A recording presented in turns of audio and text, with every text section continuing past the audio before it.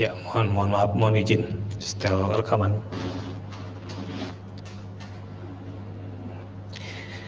Ya, alhamdulillah wa syukrulillah wassalatu wassalamu ala rasulillah. Allahumma salli ala sayyidina Muhammad wa ala alihi wa ashabihi ajma'in. Asyhadu an la ilaha illallah wa asyhadu anna Muhammadar Rasulullah. Qala ta'ala fi kitabihil karim la in syakartum la azidannakum wa la in kafartum inna azabi lasyadid. Ayat ini menegaskan bahwa kita harus menjadi hamba Allah, umat Rasulullah yang senantiasa bersyukur kepada Allah. Kata Allah, kalau kalian bersyukur maka akan aku tambah nikmat yang ada pada kalian, tapi kalau kalian tidak bersyukur atau kufur nikmat, tunggulah sesungguhnya siksaku amat pedih. Kita bersyukur diberikan karunia kehidupan, karunia umur panjang, karunia kesehatan, dan berbanyak lagi karunia yang lain yang andaikan kita tidak mensyukurinya, kata Allah, kita dicap sebagai kufur nikmat. Bahkan kalau di dalam ayat yang ke-34 surat yang sama, surat Ibrahim, bukan hanya kufur tetapi zalim dan kufur. Ayatnya mengatakan wa atakum min kulli ma sa'altumuhu wa in ta'uddu ni'matallahi la tuhsuha innal insana lazulumun kafar. Dan sudah aku berikan semua yang kalian minta kepadaku. Jika kalian menghitung-hitung semua nikmat-nikmatku, niscaya kalian tidak akan bisa menghitungnya. Innal insana lazulumun kafar. Sesungguhnya manusia itu zalim dan kufur nikmat.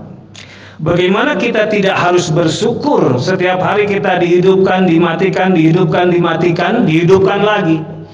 Bismika Allahumma ahya wa bismika amut. Dengan namamu ya Allah aku hidup, dan dengan namamu ya Allah aku mati. Kita menyadari bahwa setiap hari kita dimatikan, tapi kemudian diberi kesempatan untuk hidup kembali, yang karenanya kemudian kita berdoa, alhamdulillahilladzi ahyana ba'da ma amatana wa ilaihi nusur. Terima kasih ya Allah yang telah menghidupkan kembali setelah Engkau mematikan. Hadirin wal hadirat, di tetangga saya di Cipete, saya tinggal di Cipete Utara, Kebayoran Baru, Jakarta Selatan, dekat Masjid An-Nur, ya. Ada yang di depan Masjid An-Nur, suami istri. Yang pertama suaminya dia tidur malam, lalu ketika dibangunkan untuk sholat subuh oleh istrinya, tidak bergerak, digerak-gerakin tidak bergerak. Akhirnya kemudian manggil dokter, diperiksa, meninggal. Tidur lalu tidur selamanya alias wafat. Dilalanya berikutnya justru istrinya tidur siang, lalu ketika akan dibangunkan untuk sholat zuhur oleh putrinya, sama, tidak bergerak, digerak-gerakin tidak bergerak. Akhirnya diperiksa, dipanggil dokter, dan juga meninggal. Innalillahi wa inna ilaihi rajiun. Ini terjadi dekat rumah saya. Tidur lalu tidur selamanya, tidur ala dawam, tidur selamanya. Apakah kita pernah berpikir bahwa bagaimana seandainya kita atau kerabat kita, pasangan hidup kita, anak kita tidur lalu tidur selamanya, tidak bangun lagi? Makanya kita diharuskan bersyukur. Alhamdulillahilladzi ahyana ba'da ma amatana. Terima kasih ya Allah telah menghidupkan setelah Engkau mematikan. Lalu begitu banyak karunia-karunia. Untuk masuk ke masjid ini harus naik tangga cukup tinggi, dan alhamdulillah Bapak Ibu sekalian bisa naik tangga ke masjid di lantai 2 ini. Ini karunia kesehatan yang luar biasa. Banyak saudara kita yang karena faktor kesehatan, stamina, faktor sakit tidak bisa ke masjid. sholatnya terpaksa harus di rumah, bahkan ada yang sholatnya terpaksa harus sambil duduk, bahkan ada yang terpaksa harus berbaring, bahkan terpaksa sholatnya hanya dengan ingatan saja, dengan kedipan mata saja. Banyak yang seperti itu. Nah, rasa syukur itu yang seringkali kurang dilakukan oleh umat Islam. Dan keberadaan sekarang kita di sini di Masjid At-Taufik, ya, di Cempaka Putih Timur ini adalah dalam rangka mensyukuri karunia Allah. Kita datang sebelum azan berkumandang atau begitu azan kita segera ke masjid. Kita menjadi pelaku sholat subuh berjamaah di masjid secara rutin. Lalu ada kajian subuh, ya, sudah cukup lama saya mengisi di sini bertahun-tahun dan tetap masih diadakan sholat subuh berjamaah. Di tempat lain karena faktor pandemi, ada yang takut kepada pandemi, bahkan sholatnya tidak di masjid. Mohon izin, saya punya jadwal khutbah Jumat di Masjid Al-Ikhlas Mabes Polri. Ketika kemarin saya teleponan dengan pengurusnya, DKM-nya, pengurusnya menginformasikan, Pak Ustadz, di sini sudah 4 Jumatan tidak mengadakan sholat Jumat. Ya, alhamdulillah, di sini dengan keyakinan yang tinggi, kita takut kepada Allah, kita melaksanakan kewajiban perintahnya, kita ke masjid, kita sholat berjamaah. Andaikan terjadi satu dan lain hal, kita wafat dalam perjalanan ke masjid ini, apatah lagi ada kuliah subuh mencari ilmu, maka wafatnya kita insya Allah fi sabilillah. Fi sabilillah. Man salaka tariqan yaltamisu fihi ilman syahalallahu bihi tariqan ila jannah. Barang siapa yang berjalan pada satu jalan, di situ dia mencari ilmu untuk ikut kuliah subuh, Allah mudahkan jalan baginya menuju surga. Sabdanya yang lain, Rasulullah menegaskan, man kharaja fi talabil ilmi fa huwa fi sabilillah hatta yarji'. Barang siapa yang keluar dari rumahnya untuk mencari ilmu, ia ada di jalan Allah sampai dia kembali ke rumahnya. Orang yang di jalan Allah kalau meninggal dijamin masuk surga. Dakhalal jannah bi ghairi hisab, masuk surga tanpa dihisab, tanpa dihitung. Subhanallah walhamdulillah wa la ilaha illallah wallahu akbar. La haula wa la quwata illa billahil aliyyil azim. Saudaraku, ikhwan akhwat fillah, jamaah subuh At-Taufik yang semoga senantiasa dirahmati Allah. Bagi saya suatu kehormatan untuk bisa berada di sini bersilaturahim, kuliah subuh untuk yang kesekian kalinya, dan karenanya saya senang berusaha untuk memberikan materi-materi tematik, materi-materi yang muhasabah, karena kita ini harus muhasabah dalam keseharian. Kita banyak salah dan hilaf, apatah lagi setelah pandemi 2 tahun, ya pas, ya dulu awalnya awal Maret 2021 dan sekarang awal Maret 2022, sudah pas 2 tahun negeri kita dilanda pandemi, dan karenanya ada begitu banyak masalah, banyak problem yang dialami oleh masyarakat Indonesia, tak terkecuali umat Islam di negeri ini. Ada problem ekonomi akibat pandemi. Sebelumnya banyak yang miskin, adanya pandemi menjadi bertambah misbar, orang-orang miskin baru, ya, yang untuk membeli beras aja susah, mereka yang bekerja kena PHK dan sebagainya dan sebagainya. Subhanallah. Mohon izin minum dahulu.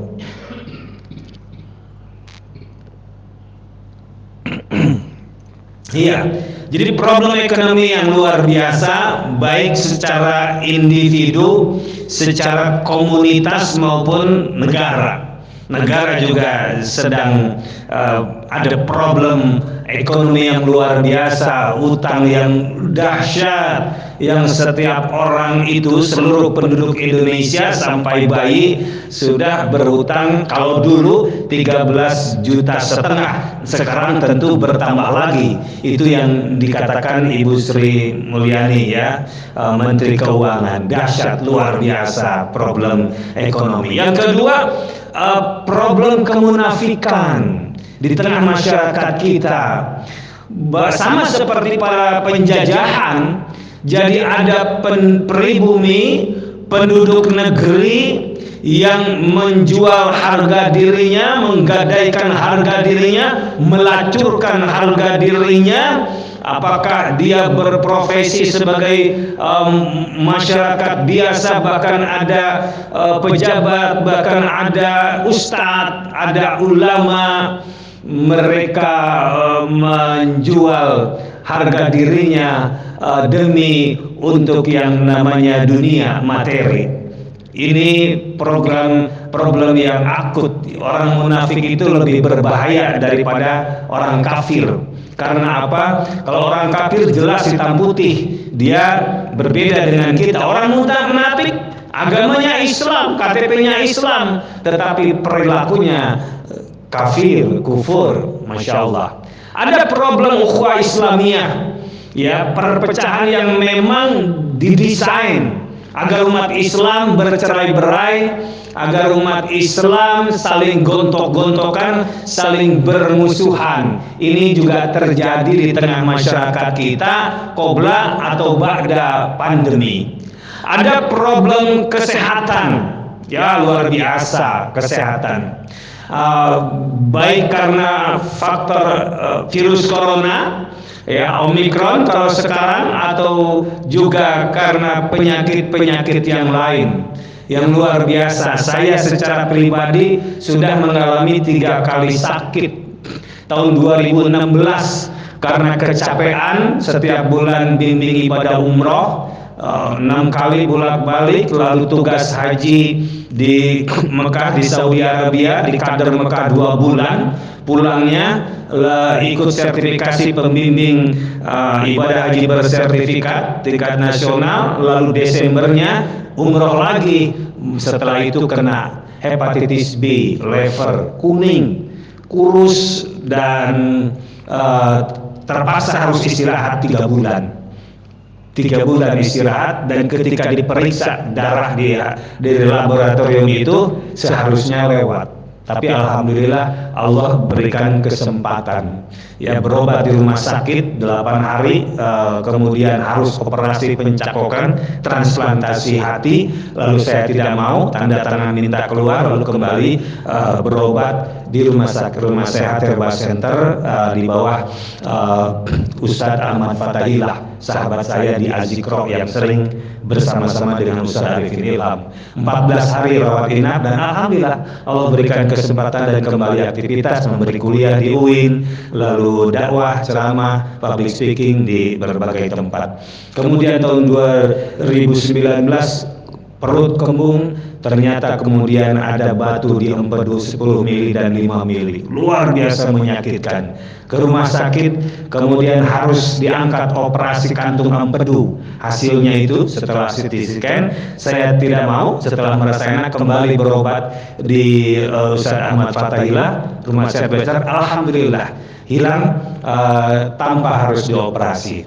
Dan ada lagi sakit yang ketiga, dan alhamdulillah Allah berikan kesembuhan. Dan problem kesehatan ini dialami oleh banyak orang yang luar biasa menyakitkan, luar biasa membutuhkan biaya yang banyak, sampai jual harta benda dan sebagainya. Lalu ada problem kebencian dan anti-Islam, ya, di berbagai daerah, bahkan di berbagai negara, di India sampai di Penggal, ya, ditombak. Luar biasa kekejamannya terhadap umat Islam. Para pejabatnya, anggota dewannya punya pola pikir bahwa umat Islam semakin bertambah banyak, dan itu bahaya bagi negara. Karenanya harus dibunuh pejabatnya seperti itu. Ya, karenanya di Perancis ada demo ya, bahwa India itu teroris, India teroris, India teroris dan sebagainya. Kita tidak melihat ya demo yang seperti di Perancis, yang walaupun banyak orang-orang kafir, tetapi tingkat kepedulian kemanusiaannya luar biasa. Dan terjadi kebencian terhadap umat Islam, kebencian terhadap ulama, bagaimana ulama harus dikerangkeng agar tidak lagi melakukan satu tindakan-tindakan kritik ya kepada pemerintah dan semacamnya. Ada problem anak ya, problem anak dan HP Android, di mana anak kecanduan, edik ya, bukan hanya hobi, edik, kecanduan terhadap HP, kecanduan terhadap games dan sebagainya. Ada problem malas ibadah ya, malas zikir kepada Allah dalam keseharian. Ada problem malas mencari ilmu dan malas membaca Al-Quran, padahal kita tahu itu diperintahkan, padahal kita meyakini bahwa kalau kita membaca Al-Quran kita akan diselamatkan di alam kubur dan di alam akhirat. Ada problem malas mencari ilmu, padahal kita tahu dengan ilmu kita akan diangkat derajatnya oleh Allah. Allah menegaskan, yarfa'illahu alladzina amanu minkum walladzina utul ilma darajat. Allah mengangkat derajat orang-orang yang berilmu di antara kalian dan juga orang-orang yang beriman. Satu paket, diangkat derajatnya oleh Allah, berilmu dan beriman. Ada problem buzzer ya, baru belakangan ini luar biasa di media sosial. Dulu ketika pemilihan gubernur, buzzer calon gubernur ya lawan Anies digaji 4 juta per bulan, dan ada begitu banyak buzzer, mereka menjual harga dirinya, menggadaikan dirinya demi 4 juta, melakukan kebohongan-kebohongan, melakukan black campaign, kampanye hitam terhadap lawan politiknya, dan itu terjadi. Ada problem IKN ya, yang tidak logis dan dipaksakan. Ibu kota negara, terjadi pro kontra, terjadi kegaduhan. Ada problem PPKM, PSBB, di mana usaha menjadi susah, para pedagang kaki lima menjadi susah. Saat yang sama orang-orang Cina terus berdatangan jam 2 pagi yang disetting, ada yang lewat Bandara Soekarno-Hatta, ada yang lewat pelabuhan, lewat laut, ada yang langsung ya ke Kertajati, ke Bandung dan sebagainya. Ini menjadi problem bagi umat Islam, bagi masyarakat Indonesia.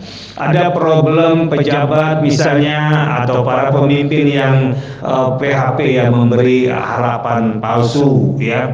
Ada problem kebohongan, ada problem kontra sifat Rasulullah.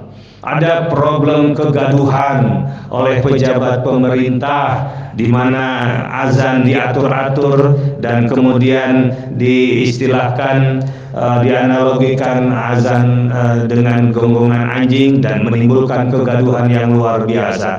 Dan yang terakhir belakangan ini sampai sekarang, problem minyak goreng unik luar biasa, aneh luar biasa. Ada jutaan hektar yang diberikan ya konsesi kepada para pengusaha untuk dikelola, ditanam kelapa sawit, lalu mereka membangun pabrik minyak goreng ya. Setelah itu minyak goreng harusnya dengan harga yang sangat murah karena konsesi dari pemerintah, tapi kemudian harga mahal dan sekarang ditimbun, dimonopoli, lalu terjadi antrian panjang untuk membeli minyak goreng yang harganya 14.000 per liter itu, dan dijatah hanya 2 liter. Ini juga problem. Ada problem internal, dosa dan maksiat ya, dengan apa yang kita lakukan dalam keseharian, termasuk di dalamnya dengan HP atau Android. Masya Allah, luar biasa problem-problem yang dihadapi oleh masyarakat Indonesia, oleh umat Islam. Subhanallah. Ya, subhanallah, walhamdulillah, wa la ilaha illallah, wallahu akbar. Ya, video bagian kedua. Karenanya saya memilih tema tobat dan kematian yang husnul khatimah, ya. Pengajian kuliah subuh di Masjid At-Taufik, Cempaka Putih Timur. Hadirin wal hadirat yang semoga senantiasa dirahmati Allah. Kita semua tidak luput dari yang namanya salah dan khilaf. Lalu di hadapan kita ada pilihan. Life is a matter of choice. Hidup itu adalah perkara pilihan. Kita mau milih yang mana? Milih selamat atau celaka?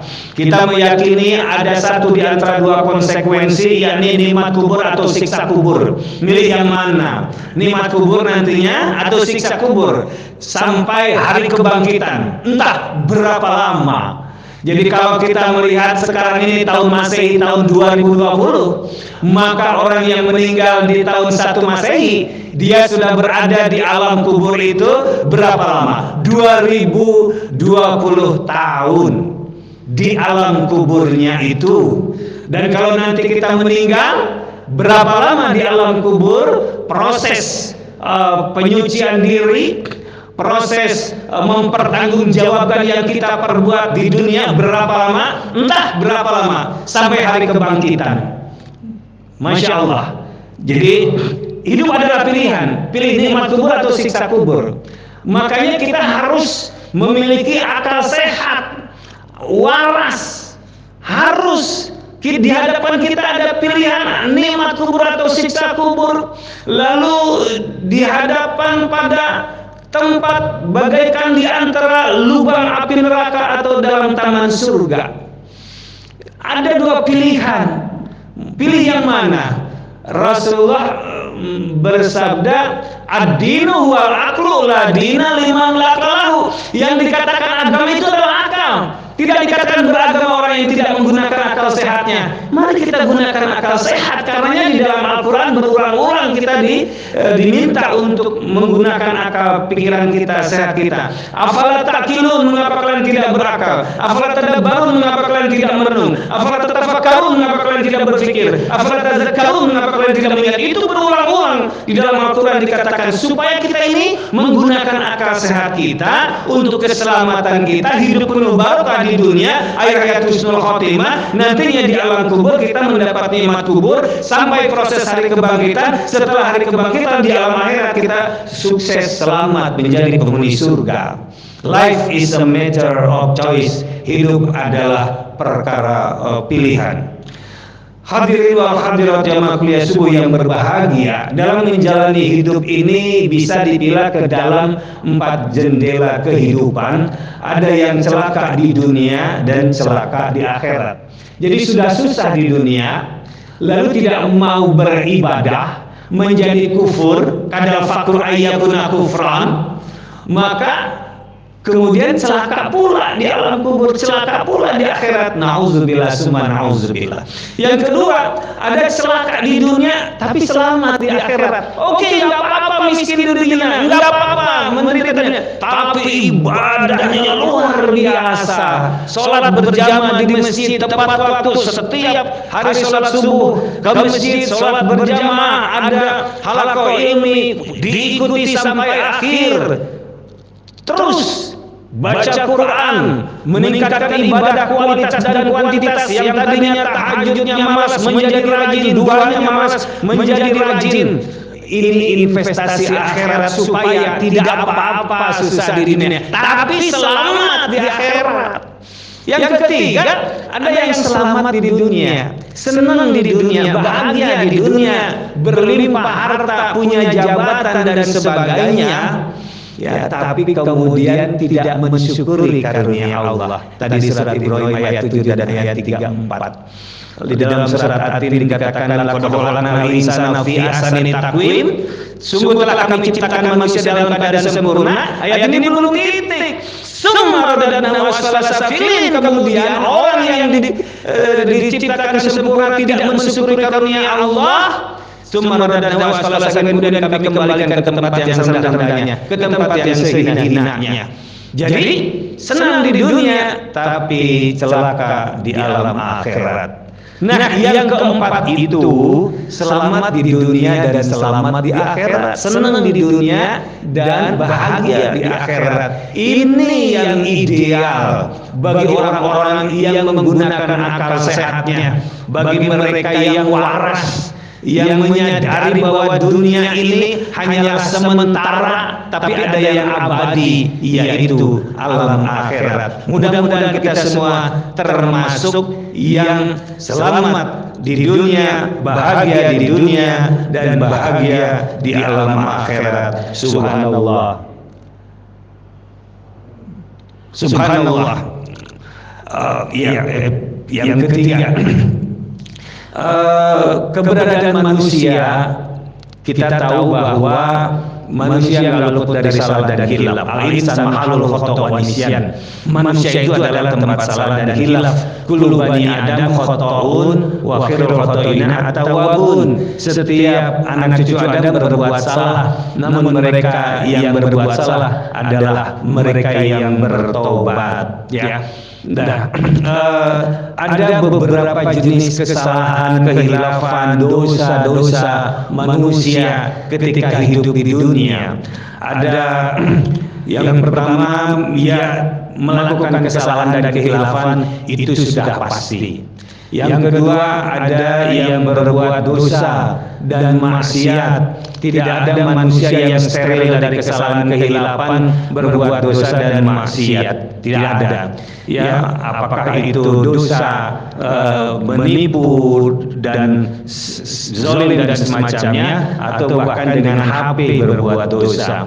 Ada dosa dengan berbohong. Ada dosa dengan bergunjing, bergibah, menceritakan aib orang lain. Ada dosa durhaka kepada orang tua yang membuat kecewa. Ada dosa meninggalkan kewajiban sholat. Ada dosa tidak menunaikan zakat sebagaimana seharusnya sesuai dengan syariat.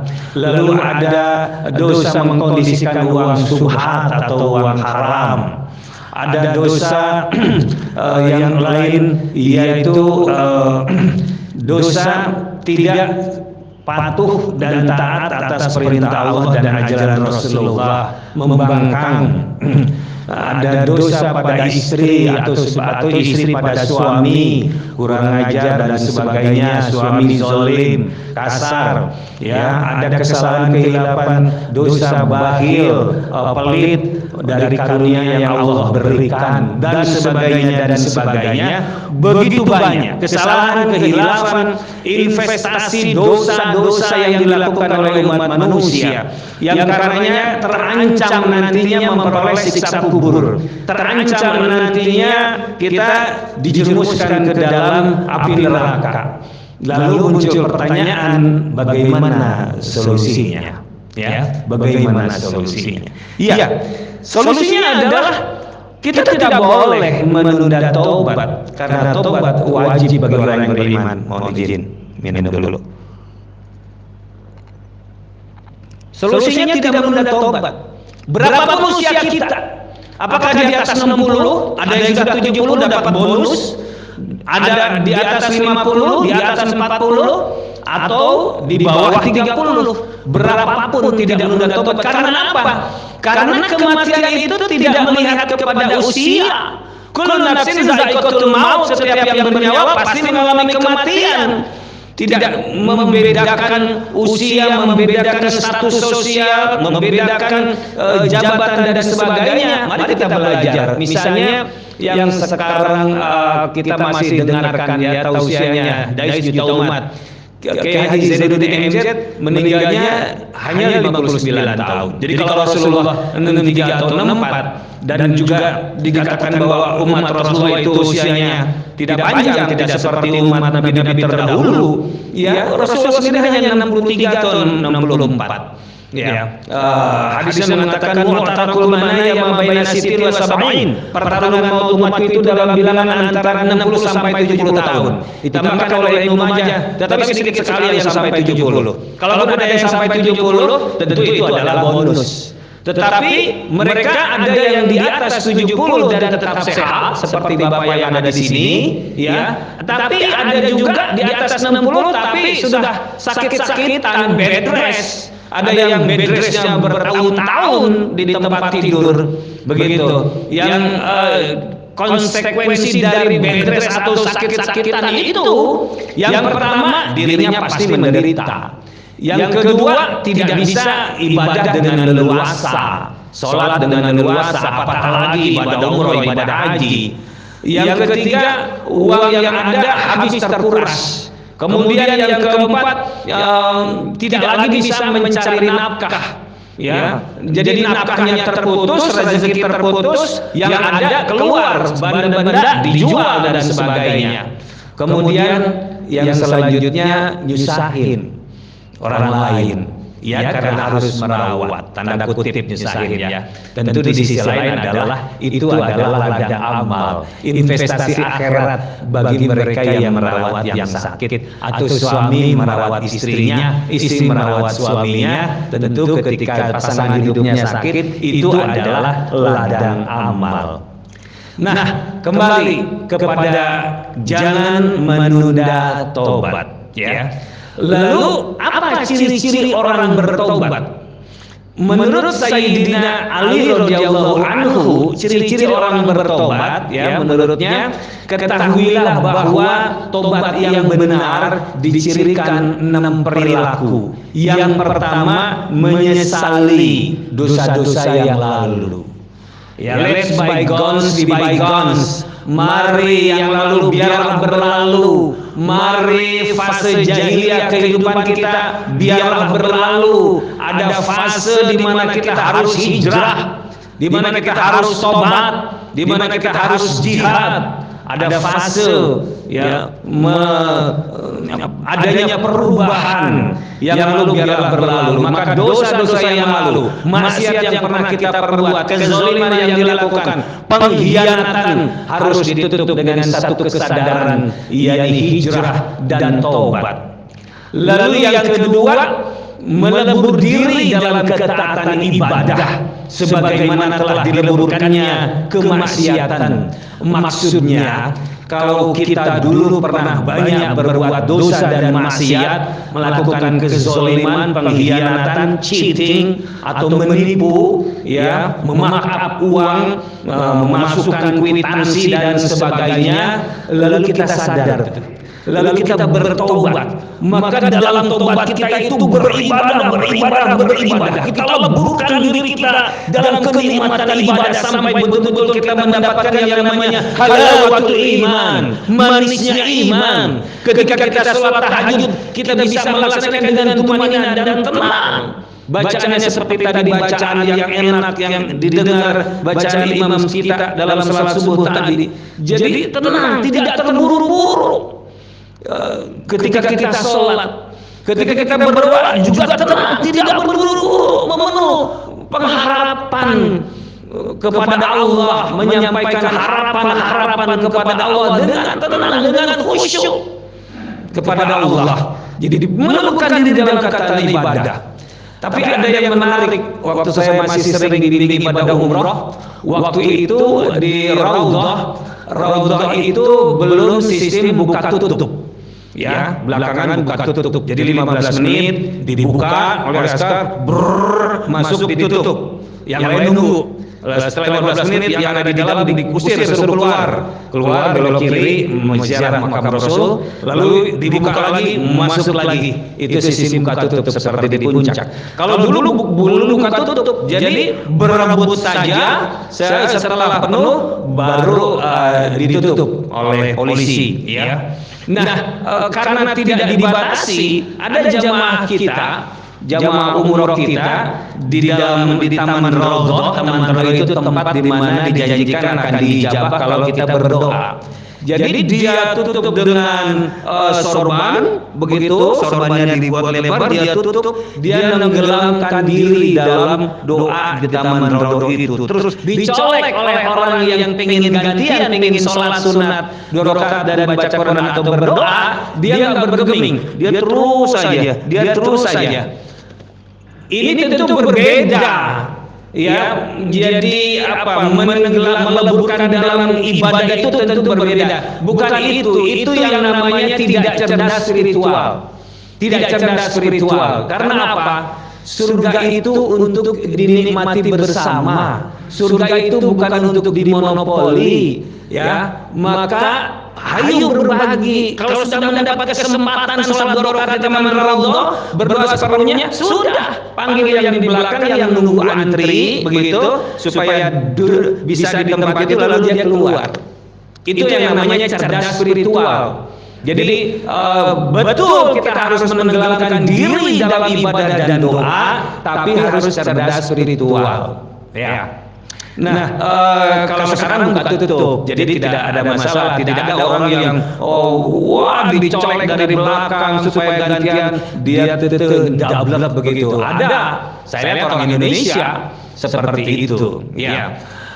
Kemudian ciri tobat yang selanjutnya adalah mengembalikan hak-hak yang telah dizolimi. Tentu mungkin ketika bekerja sebagai pejabat, direktur, sebagai kabag dan sebagainya, memaaf kwitansi begitu yang bukan haknya, mendapat yang bukan haknya, lalu begitu sadar, begitu tobat dari hijrah, maka yang diyakini bukan haknya itu lalu dikembalikan kepada ashabus samaniyah, ya 8 kelompok, fakir miskin, orang-orang yang susah begitu, orang-orang yang berhutang dan sebagainya. Yang sekarang tentu banyak sekali orang-orang yang betul-betul miskin dan susah itu. Maka dikembalikan kepada mereka, ya, untuk menebus dosa, untuk menghindari dosa, dan selebihnya percayakan kepada Allah untuk menghapus dosa-dosa kita di dunia. Begitu. Saya dulu ikut training YSU. Ya, training YSU itu yang disampaikan ayat-ayat dengan visual, dengan audio yang luar biasa, dengan giant screen begitu, lalu dengan aroma, suasana gelap, ada bintang-bintang, sehingga ketika dibacakan ayat dengan suara yang luar biasa masuk menghujam ke dalam kalbu. Dan kemudian peserta training YSU itu banyak yang nangis, banyak yang sadar, dan kemudian berusaha untuk hijrah. Jadi shock terapinya itu berhasil.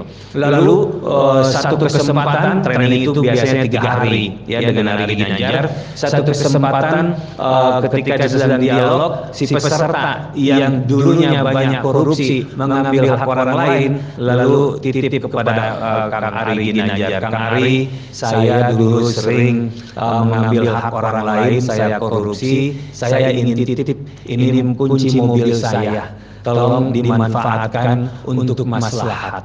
Jadi sadar, kemudian mengembalikan hak orang lain. Dan ini tentu positif, membersihkan diri kita sebelum kita dipanggil oleh Allah.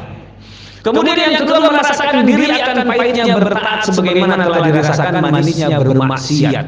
Merasakan diri akan pahitnya bertaat sebagaimana telah dirasakannya manis maksiat. Ketika kita masih dalam fase jahiliyah kehidupan, di mana kita tidak ada lagi rem, ya, dalam hal berbuat dosa dan maksiat, ya, begitu mudah saja, maka kita berusaha, berjuang, bersungguh-sungguh untuk melawan godaan setan, ya, tetap di dalam kezoliman itu bersungguh-sungguh, dan itu adalah perjuangan. Prof. Dr. Quraisy dalam bukunya Membumikan Al-Quran, dia mengatakan bahwa berbuat dosa itu seperti minum air laut. Semakin diminum semakin haus. Iya, coba aja. Jadi dalam keadaan haus di tengah laut, begitu terombang-ambing, haus yang luar biasa, minum air laut, bukannya tuntas selesai hausnya, pahit di kerongkongan. Jadi bertambah pahit menjadi bertambah tersiksa. Nah, dosa itu dianalogikan seperti minum air laut. Maksudnya semakin dikerjakan, semakin terus keenakan. Terus keenakan dilakukan lagi, sampai tidak lagi merasakan bahwa itu adalah perbuatan dosa. sampai tidak lagi merasakan itu perbuatan dosa, enak aja untuk dilakukan, easy going saja. Nah, karena itu berjuang kita, hijrah kita, tobat kita harus berjuang. Berhijrah, bertobat perlu perjuangan. Untuk keselamatan, untuk kebahagiaan itu perlu perjuangan. Wa ma lazzatu illa ba'da ta'ab, ya. Tiada kesenangan, tiada kelezatan kecuali sesudah kepahitan, kecuali sesudah kepayahan. No gains without pains. Jadi berusaha, berpahit-pahit dahulu, ya. Berakit-rakit dahulu, berenang-renang ketepian, berpahit-pahit dahulu, bersakit-sakit dahulu, bersenang-senang kemudian. Ini yang namanya untuk keselamatan, yang namanya tobat. Lalu yang kelima, ciri tobat yang kelima, mengulangi apa yang telah ditinggalkan dari kewajiban yang berhukum fardu. Maksudnya apa? Dalam hidup kita mungkin pernah meninggalkan sholat, ya, meninggalkan puasa, tidak membayar zakat sebagaimana mestinya. Nah, meninggalkan sholat. Selama ini ada yang memahami bahwa yang kodo itu sholat puasa, ibu-ibu yang nifas, yang karena melahirkan, ya, lalu di luar Ramadan kemudian mengkodok berapa hari dia tidak puasa, gitu ya, mengkodok puasanya. Kemudian sholat. Selama ini tidak dipahami bahwa meninggalkan sholat harus kodok. Bapak Ibu sekalian, Ustadz Abdul Somad di dalam banyak kesempatan dalam tausiah dan mengacu kepada kitab-kitab, dia mengatakan bahwa sholat itu harus dikodok. Maksudnya seperti hanya puasa yang ditinggalkan, kita pernah atau mungkin sering meninggalkan sholat. Ketika dalam perjalanan ternyata terpaksa harus bolong sholatnya, kesiangan, ketiduran, bolong sholatnya, dan faktor kelelahan, bolong sholatnya. Nah, karena sholat itu fardu, sholat itu wajib dilaksanakan, sholat itu menentukan selamat tidaknya nanti di alam kubur, di alam akhirat, maka bolong-bolong itu yang pernah kita lakukan, kita tambal, kita sholat kodok. Bagaimana caranya? Ada ulama yang mengatakan kapan saja, asal niat dari segi waktu. Tapi ada yang mengatakan habis asar bangun sholat kodok lagi. Habis zuhur bangun sholat kodok lagi. Nah, saya kalau bimbing ibadah umroh, saya sarankan kepada jamaah untuk memanfaatkan, ya, sholat di Masjid Nabawi di mana dilipat gandakan 1000 kali lipat, di Masjidil Haram dilipat gandakan 100.000 kali lipat, maka manfaatkan sholat kodok begitu. Makanya kalau melihat misalnya ada orang habis asar bangun, ya, ada dua kemungkinan. Dia mungkin tidak tahu sholat ba'diyah, ya, tetapi kemungkinan yang kedua dia sedang sholat kodok. Ada yang habis sholat subuh, kita tahu bahwa tidak ada sholat sunat ba'diyah setelah subuh. Ada dua kemungkinan, dia bangun lagi itu dia sholat kodok subuh. Begitu. Ya, jadi berusaha untuk menambah bolong-bolong. Ya, jadi mengulangi apa yang telah ditinggalkan dari kewajiban yang berhukum fardu. Kemudian menangis, menyesali diri sebagai ganti tertawanya. Bapak Ibu sekalian, ini belum tuntas. Kalau ada yang mau sholat isyraq, ya, silakan sambil sholat isyraq. Saya mohon izin, apakah ini dilanjutkan atau diputus dengan adanya waktu isyraq? Bagaimana baiknya? Lanjutkan, yang mau isyraq sambil silakan, gitu ya. Ya, yang mau sholat isyraq kalau memang sudah waktunya. Baik, kita lanjutkan karena memang masih ada hal yang penting untuk kita lanjutkan. Iya, kemudian menangis menyesali diri sebagai ganti tertawanya. Ketika kita berlimpah materi, kita bersenang-senang dengan teman-teman, dengan saudara, tertawa terbahak-bahak dalam ajaran Islam, itu tidak baik, begitu ya. Yang baik adalah kita banyak menangis, menyesali diri atas perbuatan dosa-dosa dahulu. Dengan zikir, ingat pada Allah, menangis, gitu. Istighfar, menangis. melihat orang yang membantu yang sedang membutuhkan dalam kesulitan lalu ditolong, menangis seperti misalnya di YouTube ya, acara-acara Baim Wong begitu dan acara-acara yang lain, kita mudah menangis. Bapak Ibu sekalian, menangis itu tidak gampang loh. Menangis tidak gampang. Bagi orang yang hatinya membatu, dia belum tentu bisa menangis. Ya, tahun sekian tahun yang lalu ya, saya punya kerabat yang punya gedung di Jalan Simatupang, punya gedung 10 lantai, ada gedung kedua. Saya karena menolong dia minta tolong, saya pengen masuk acara Who Wants to be President di DPI. Tolong dong, bisa nggak kamu bawa saya jadi narasumber begitu. Dulu saya di DPI 91 sampai 2000 sebagai moderator dan koordinator acara kuliah subuh. Jadi punya banyak teman produser di DPI. Lalu ada pengusaha sukses itu pengen masuk. Begitu. Baik, saya coba. Lalu ternyata ada peluang. Salah satu narasumber berhalangan, lalu saya sampaikan. Lalu dengan kendaraan mewahnya rombongan datang ke TPI, lalu syuting acara Who Wants to be President beberapa tahun yang lalu. Dan kemudian habis itu saya dikasih kantor di salah satu sisi ya, di gedungnya itu. Saya tidak sebutkan namanya, nama gedungnya, nama orangnya juga tidak, hanya untuk contoh. Lalu selama di situ, adik kandungnya cerita tentang sosok ini. Dia bilang sosok ini udah 70 tahun lebih, ya. Dia kolektor mobil-mobil mewah, Bentley dan sebagainya, mobil James Bond gitu ya. Dia bilang adik kandungnya itu yang juga di situ tugasnya, seumur hidup saya baru lihat abang saya itu menangis hanya 2 kali. Yang pertama ketika ibu kami meninggal, yang kedua ketika anak-anaknya tidak mau diajak pulang ke Indonesia, maunya tinggal di Amerika. Hanya 2. Gitu. Dan saya tidak pernah melihat dia sholat. Ya, dia juga punya gedung di Blok M Cafe. Yang cafe itu ada 5 lantai untuk orang-orang asing, orang-orang Amerika. Orang Indonesia lagi nggak boleh masuk situ. Tapi kalau cewek-cewek Indonesia boleh masuk situ. Suatu saat, jadi dia di gedung di Simatupang sampai siang, ke yang satunya sampai maghrib. Habis itu dia cafe, refreshing. Lalu ada kepala security.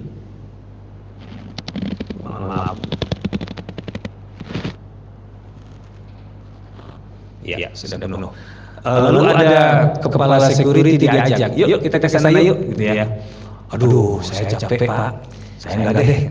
Terus dengan gampang dia bilang, ya udahlah, kalau nggak mau diajak maksiat mah, gitu. Jadi kalau ke sana itu, ke kafe itu tentu banyak cewek-cewek ya, banyak wanita. Ya sudahlah, kalau nggak mau diajak maksiat mah. Artinya dengan gampang, di usia 70, memang hartanya berlimpah, dia umat Islam, tetapi begitu gampang bermaksiat. Nauzubillah, summa nauzubillah. Seharusnya usia 70 usia persiapan, usia hijrah, usia taubat seharusnya. Tapi itulah. Makanya di dalam surat Al-Ma'arij dikatakan, "Khuliqal insana halu'a wa idza massahu syarru jazua wa idza massahu khairu manua." Manusia diciptakan dalam keadaan keluh kesah. Kalau dia diberikan kesulitan hidup, dia baru ingat Allah, dia sholat tahajud, sholat duha, berdoa kepada Allah. Tapi ketika dia diberikan rezeki yang berlimpah, dia menjadi pribadi yang kikir dan pelit. Itu Al-Quran. Ya, pribadi kikir dan pelit. Nah, maka berlimpah harta, lalu seperti itu cara pandang hidupnya.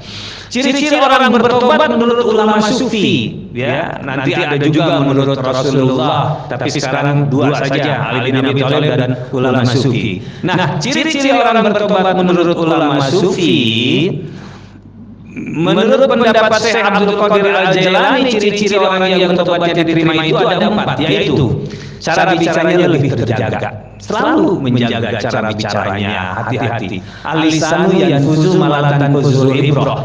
perkataan itu dapat menembus apa yang tidak dapat ditembus oleh jarum. Salamatul insani fi hifzil lisan. Keselamatan seorang itu tergantung dalam menjaga lidahnya. Luka karena pedang obat mudah dicari, tapi luka karena lisan kemana obat hendak dicari. Bahkan karena lisan sakit hati orang bisa dendam, bisa bunuh-bunuhan. Makanya orang bertobat menjaga lidahnya itu. Sebelum disampaikan dia pikir dulu. Ya, para ibu, akhwat, para istri yang tadinya misalnya mudah komen, mudah bicara apa yang dilakukan suaminya, nggak perlu dikomen, menyinggung kesalahan-kesalahan suaminya masa lalu, begitu, dan itu menyakitkan, membuat tidak betah suaminya tinggal di rumah, lalu ibu itu hijrah, si istri itu hijrah. Mikir dulu sebelum melontarkan kata-kata dari mulutnya itu. Jangan sampai mulutnya itu menjadi racun. Ya, jadi semua perkataan yang keluar dari pikiran dan mulutnya itu membuat suaminya tersinggung, membuat suaminya nggak nyaman di rumah, akhirnya mencari kebahagiaan di luar rumah. Nah, yang tidak ada dengki terhadap orang-orang yang beriman, orang yang bertobat itu. Kemudian ciri tobat yang lain menurut ulama sufi, senang pada lingkungan yang baik. Ya, alhamdulillah komplek ini nih, ya, ini Masjid At-Taufik yang kita lihat lingkungannya itu lingkungan rumahnya berpagar, yang mungkin tidak guyup ya, mungkin ya, artinya masing-masing sibuk dengan dirinya, keluarganya, sibuk dengan pekerjaannya, pula berangkat dari rumah dan lalu pulang gitu ya. Tetapi di sini ada masjid, lalu Bapak Ibu sekalian ada kesadaran sholat berjamaah subuh, mengikuti halaqah ilmi. Ini hal yang tidak gampang, begitu. Bagaimana lingkungan itu bisa diciptakan menjadi kondusif, diciptakan menjadi menyelamatkan bersama, bukan nafsi-nafsi, begitu, lalu tidak mau tahu urusan alam kubur dan akhirat. Ya, di dalam Al-Quran dikatakan wa idza ja'atis sakhah yauma yafirul mar'u min akhihi wa banihi wa ummihi likulli imri'in yawma idzin sya'nun yughnihi. Ada yang ketiga satu.